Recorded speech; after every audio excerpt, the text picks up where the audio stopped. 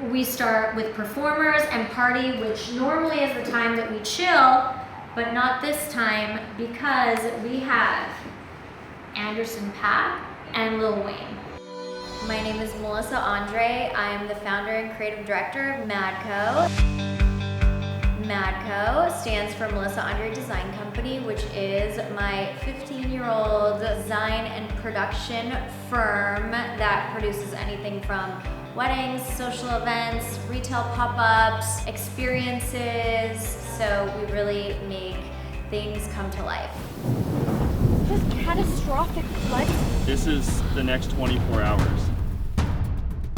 Someone's getting fired, and it's the florist. Step into our perfect parties.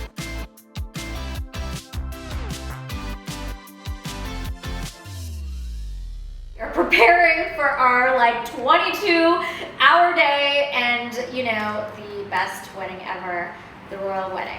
Sarah and Jesse are clients of Madco and LA royalty. Jesse is the owner of the LA Lakers and Sarah is an investor. I'll do the meeting with Carbone, with staff, with everyone to make sure service is perfect, make sure the bride's happy. Anderson .Paak doing the bouquet toss. We have a little bit of an intermission because we have to switch equipment. Then Lil Wayne until like 10:30, then we switch to DJ until midnight. Our special Madco moments start the second guests arrive. One of the memorable things we're doing for this wedding is spending a lot of time on guest seating cards and how everyone is going to find their seat. Okay, this is the coolest thing ever. So everyone will have these powder blue envelopes, they're lined up, and then they will pick up their envelope, obviously not know what it is. They'll take it out. We literally made the Lakers tickets from 1979, replicated them. The costs that they were at the time are just so cute. And the section, row, and seat is how they're going to find their seat. So rather than that, like everyone's seeing the white folded card, escort card with the name, not that. I just think this is so much cuter. And I didn't want to go so basketball, but this is like the one little reference that is like so cute. And then one of the ways that we incorporate these Madco moments in all of our events is that we take the really functional things that have to happen at an event in order for the event to take place, and we elevate them and we make them a little bit more magical and a little bit more memorable.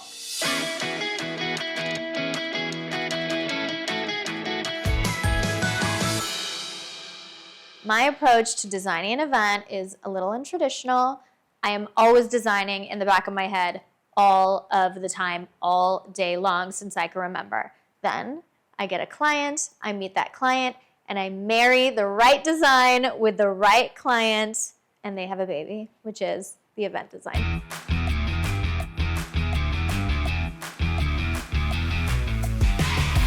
For this rehearsal dinner, we are going to use one of my favorite Madco motifs. It's a centerpiece that I designed where the pillar candles are shaped like an S and that S runs down the center of the table. And even though we have executed this design before, we have to perfect it. Every space, dimensions, seasonal, all of the details are different for every event, so we need to get it perfect. so it's 29 and a half. Everything we do is measured, prepped, planned in advance so that when we are on site, the execution should be perfect. Winter is always getting involved. She's like a real Madco girl. I wish Winter was here. Oh. So she would be eating this, my baby. Rachel is a production manager at Madco. She is so talented. She can literally look at anything and tell me exactly how it needs to get made. Like once. Oh my God, look at your roses. I know. Tell me the timing. Yeah. Ah! His work, I mean, Yeah. he calls me. I'm like, Rachel ordered me a bunch of sweet pea and orchids in different shades of blue, and we are going to see them in natural light in the garden. I'm hoping sky blue flowers going into a ceiling. We have to use artificial when you use that volume. And so you see how some, when they're in the sun, read blue, like some read more green, some read more purple. These read like a sky blue, but I don't like some of the shapes. So anyway, that's just a day in the life of a blue enthusiast / wedding planner today. The wrong shade of blue can really ruin the look of a design. We tried like 7 or 8 different shades of blue so that I can pick the right shade for this design.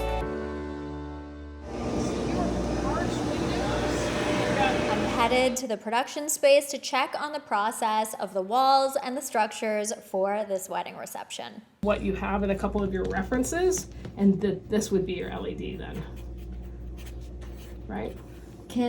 How tall is the LED? Can we not have like this cut, like if Yes, you absolutely could. Yeah, if so your it just LED, looks like the however LED tall, is shaped like that. it could. Yes. I would prefer. Okay. It's not typical that you literally build hard walls to surround your wedding design, but that's exactly what this design called for. For this tablescape, we included our Madco napkins. I think they're perfect. I designed them.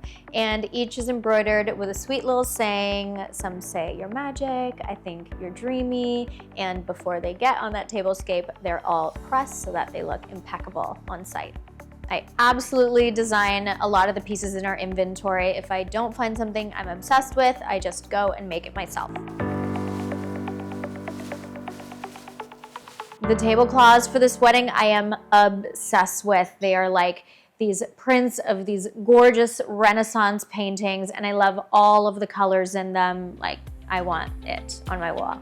At Chateau Madco, I can't get enough of these. They're so special. We're having the candles for this wedding custom colored, so it's kind of a very big deal. And the centerpiece is this runner of pillar and tapered candlesticks in various heights, various sizes, including some gorgeous brass candelabras with tapered candles on them. I cannot get enough candles. This is the short list of colors. I think I want them all the same. And this is Paris gray, which is what I thought we would go with, but then I just wanted to make sure that we should actually go with Paris gray. I like all of them. I just don't want it to be a rainbow. And I think when these start melting, these will look muddy. It'll literally look like a mudslide. Yeah. Because look at how they melt.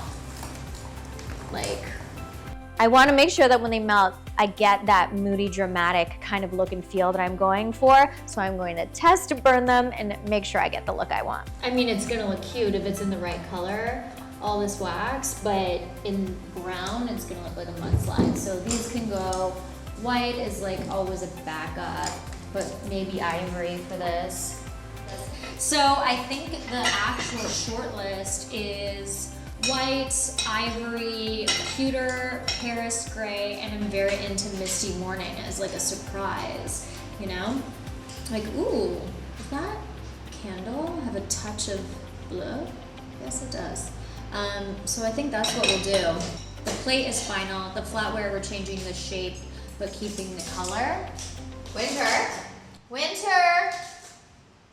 Winter Wonderland Andre. Hey!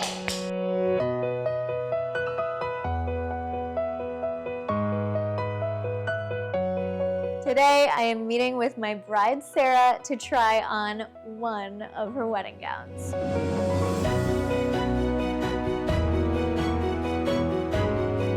I don't know if it's so typical for wedding planners to get involved in the wedding dress selection process, but for me, I love it. I would do anything for my brides, and I want to know everything, so I will come to everything for my brides.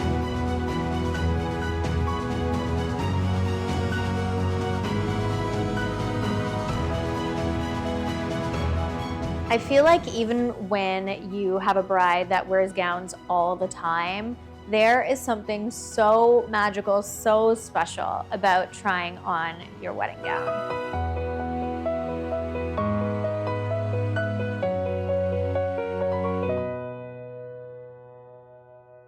Alexia! These teas are so ugly. They are so neon. Like, who invited this neon red? This is not what it looked like. Hideous. It's giving me a bad name. Oh my God, what are we gonna do? It is 8 days before the wedding and we are starting to build.